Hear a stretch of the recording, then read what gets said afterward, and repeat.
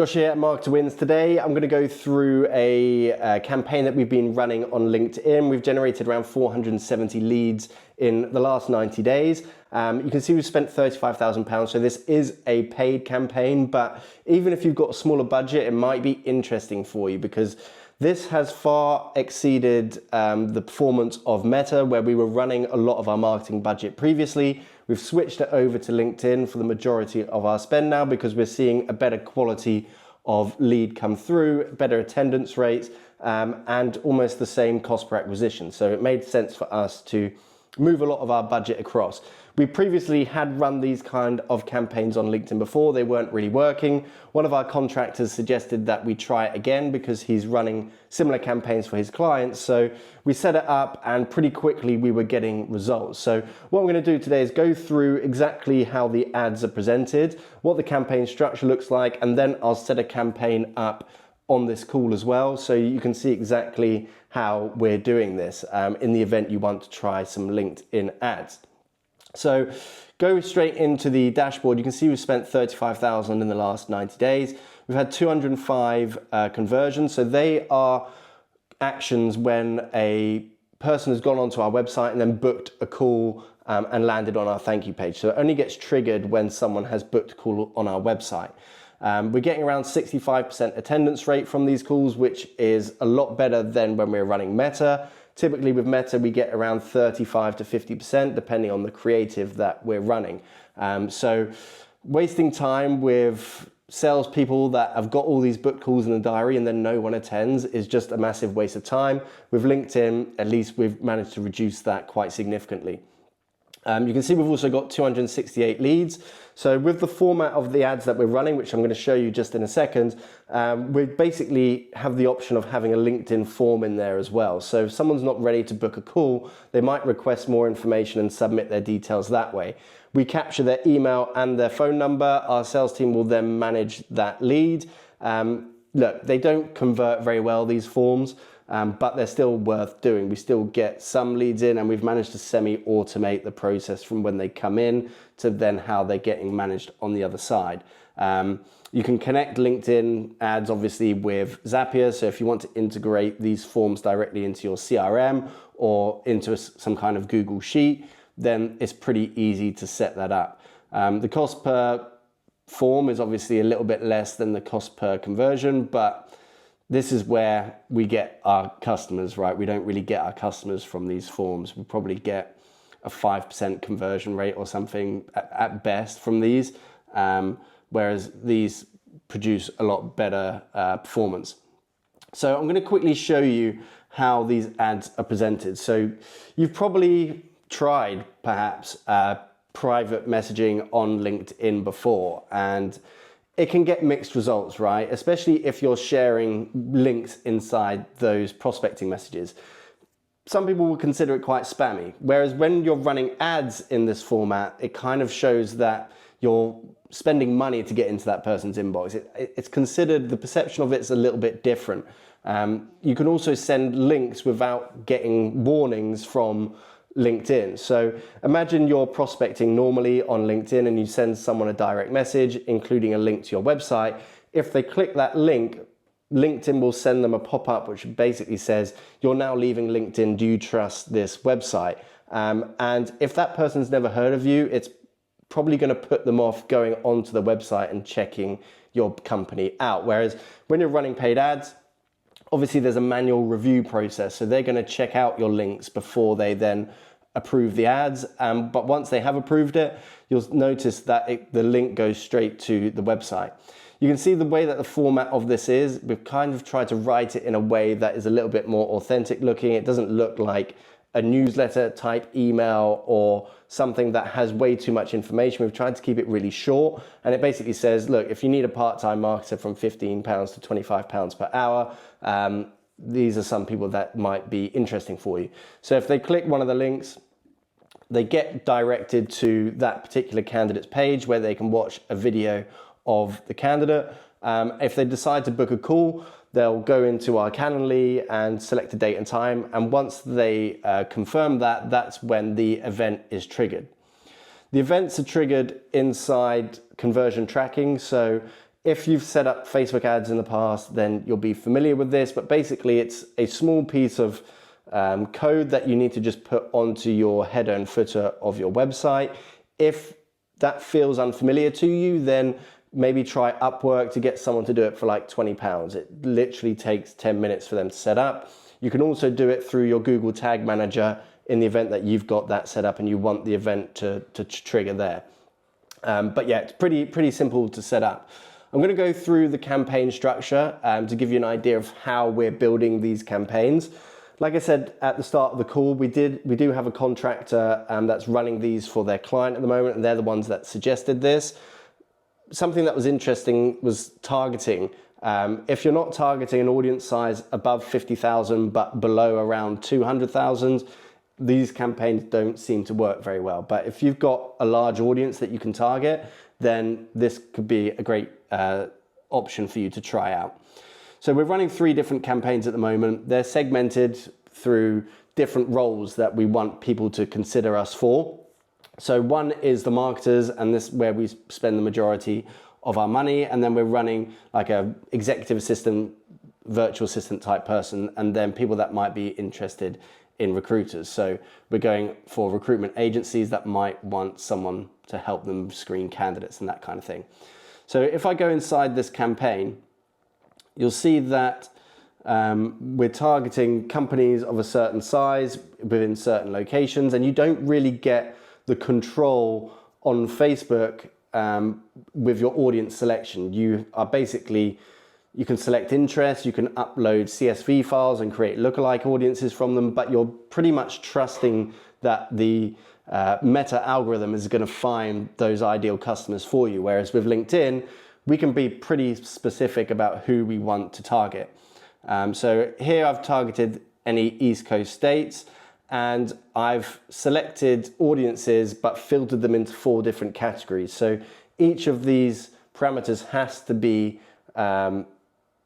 correct in order for the ad to be shown. You can see there's around 93,000 people. I've targeted pretty much founders and owners of companies within certain industries. So if they don't match this job title on this industry, they won't be shown. They also have to have these company sizes and this member age. If they don't fulfill all of these, then LinkedIn isn't going to show my ads to those particular profiles. This is quite an important thing. Make sure this is deselected. When you select this option, you're gonna pretty much tell LinkedIn to share your ad with anyone that they think could be a good fit. And if you're not careful, if you go and edit a campaign, sometimes when you edit it, LinkedIn will be sneaky and select this option, and this will mess up your results. You'll start seeing that people are submitting forms or they're booking calls that are nowhere near your kind of target profile of what you've selected in this audience range. So just make sure that's deselected. LinkedIn, Meta, Google, they all have these options, and I'll typically deselect all of them. Sometimes Facebook can work, but that's Facebook's random with that. Inside the ad format, we've gone for conversation. We're going to show you how the ad looks and appears inside the ad format shortly. And then we've selected Google tag conversion here. So you can see it's no recent activity. We've just upgraded the website. So we've just transferred the pixel and everything on there. So it should trigger in the next 24 hours. And basically that is everything inside the campaign structure. I don't really mess around with these. The daily budget is up to you. We'll typically run around £600 a day of budget on these campaigns, but we didn't start with that. We started with like £50, see whether or not that delivered any results, what was the quality of those leads like, and then we started scaling up. It all depends on what kind of budget you have. The only thing I will say is that if your audience is less than 50K globally, then I probably wouldn't suggest this type of campaign. I'd probably go for organic prospecting to begin with, or just not using direct messages on LinkedIn. When we scroll down to the bottom, we'll go through the ad quickly. I'm running 2 different split tests. They're pretty much the same message, apart from one is kind of like, sorry about the InMail. I assume you get a lot of these, but they work pretty well for our business. So we're kind of almost apologizing for sending them an ad into their inbox. We don't notice a difference in conversions from the shorter one to the longer one. So maybe we'll try a different split test to find out whether or not we can actually improve the cost per lead by changing the ad. But yeah, that's basically the campaign structure. What I'll do now is I'll actually go through and build a campaign with you. So we'll select create a new campaign. I never really trust these AI suggested campaigns. You'll find them on Meta, you'll find them on Google. I never find they actually perform better than selecting classic. Just click next there. I'm gonna name this test, and it looks like it's saved on the UK, so we'll just target the UK for this particular campaign. And this is where we go into the audience building. So I would normally select audience attributes. You can upload lists. So let's imagine you scrape a load of data from LinkedIn using tools like Apollo. Then you can basically upload all of the profiles of people that you want to target. And that can be a useful way of doing it. But what I've found is when you do that, sometimes the quality of those companies using scraping tools can be mixed. You'll find that you scrape, let's say 10,000 profiles and 5,000 of them will just be incorrect. So I'll typically just use the audience attributes inside here. And you've got all kinds of options, right? You can target company size based on revenue, based on employee size. You can target different industries. Whatever you want or feel is important to you, you can put in here. So member traits, demographics, I'll normally target a member age of between 25 to 34 and 35 to 54. When we look at all of our clients, that's basically the age bracket they fall under, and then we'll narrow it. So always make sure you narrow it instead of just adding everything. Like you could just add company industries and you could just put them all in here and they'll all add into this, and that will make your audience so broad but it won't be relevant. So you have to kind of segment the audience a little bit more. So then click narrow and then add your company industries. So if I just put, we'll put financial services in just for this test. You could then deselect some of these if they're not relevant. Click close. And now we've got two different segments here. Click narrow again, and let's say we only want to target people based on their job title. We can now enter any job titles that we want to target. Now that we've got this, I'll also normally target company size as well. So for our business, it makes sense that we go for 11 to 50 to 500. We find the better quality companies inside there. A lot of our clients are between 2 to 10 employees, and we do have a lot of companies as well where it is just myself. But when we're spending this kind of budget on ads, we want to try and get the companies that might consider hiring 2 or 3 marketers or hire a marketer and an executive assistant. So we're just trying to give our chances of a good cost per acquisition better than if we went for the really small companies that are just looking for their first hire for an hour a day, which again is fine, but we don't really want to spend money on ads for that. That's where we get our meta conversions normally. Deselect this audience expansion option here, like I mentioned earlier, and then for the ad format, select conversation. You can select message. I'd go for conversation. Make sure your audience size is 50,000. So you can see based on those financial service industries, we can only get 17,000. So I would then start adding more industries. If you're really niche specific and you can't reach 50K, then I just probably wouldn't run these ads. I'd test it out inside the ad builder first and see what kind of audience size you can get. Daily budget, you can set this to pretty much anything. In order to If you start on £10 a day and you've got a £500 budget, then it's just then going to take you so much longer to see whether or not you've got a viable option for your business, rather than just spending £50 a day straight away. You know, then it would just take 10 days. I probably wouldn't run the whole £500 in one day, because you'll start learning things pretty quickly as to whether or not you want to work with a certain split test, or your audience makes a big difference in terms of the conversion. So I would probably start on around £50 a day, and then take it from there. I don't really mess around with the bidding strategy, and then I only select one of these conversion tracking. So I typically use the Google tag conversion. It seems to be very accurate. This is a conversion objective for something that's not really a booked call. It's more like a getting a subscriber. So if I trigger that as well, then what LinkedIn will do inside the ad manager is it will count those as conversions. It doesn't give you the granular options that Meta does in terms of, okay, I only want to see how many booked calls I've got and then how many subscribers I've got. It just shows you the conversions. So if you set up multiple conversions and you want to see how many subscribers you get, how many booked calls you get, it's kind of going to mess up the campaign. I've tried to contact LinkedIn. I've spoken with LinkedIn on calls, and they weren't very helpful. They couldn't really tell me how to set that up inside the ad metrics of the account. If anyone has done that, please let me know. But from everything that I've seen, it's not an option. We'll then click save on that. And then the next step is to basically build your ad. So you can name the ad. This isn't going to appear anywhere, but this could be split test 1. The sender is always going to be your particular profile, which I think is great, because if you send it from a company page, then it doesn't look like as genuine as it could be.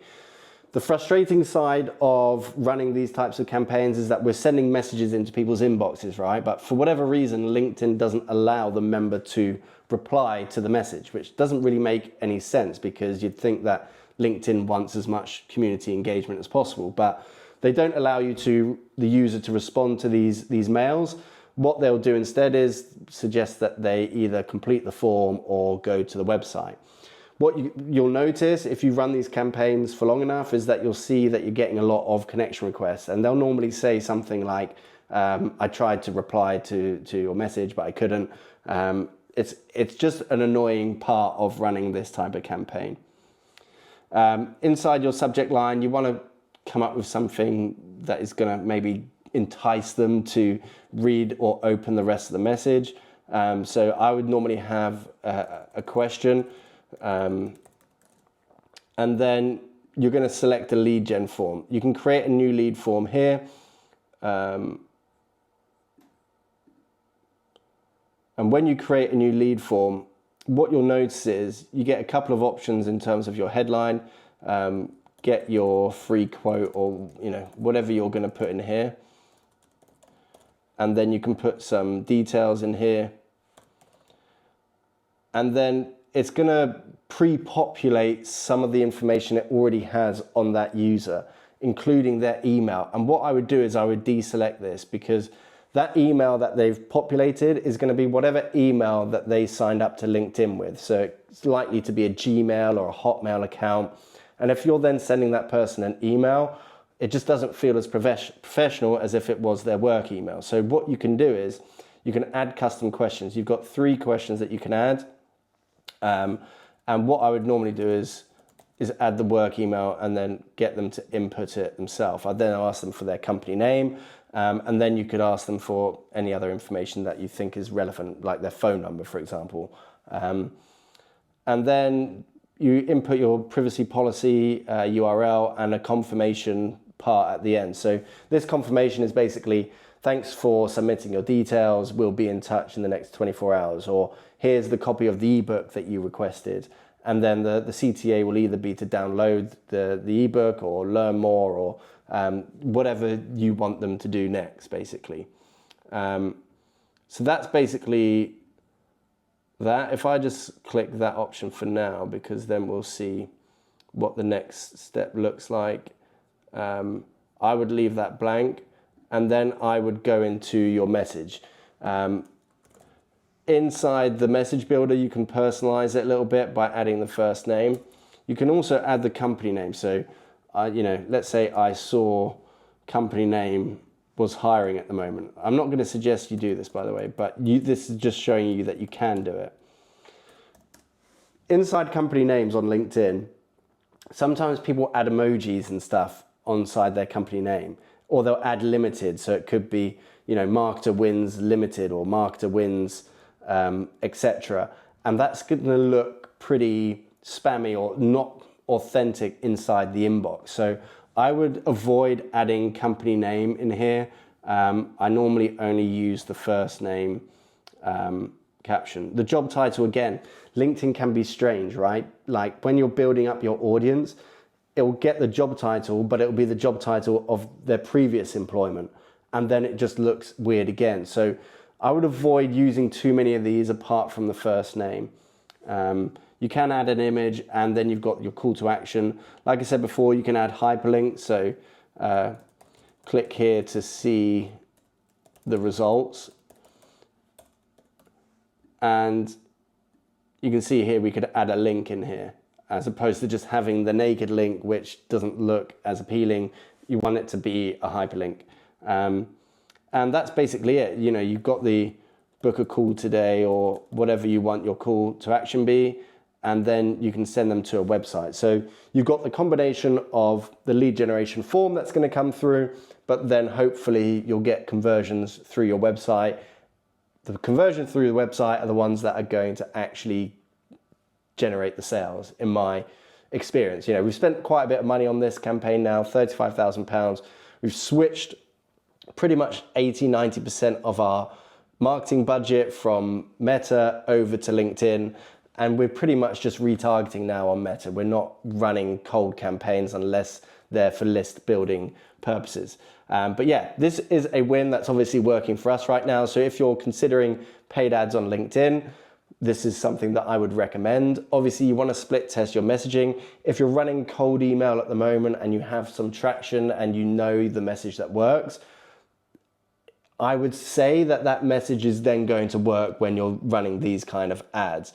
If you've never run cold email or you've never tried prospecting before, I would probably try that before going for this paid approach, because it's going to be a lot less expensive than trying to run paid ads straight away with a message that you've then got to work out and try and find out if the hook and the angle is going to be attractive to the market. But yeah, this is a win for us, definitely. And so I wanted to share it with you. Thanks for watching. Cheers.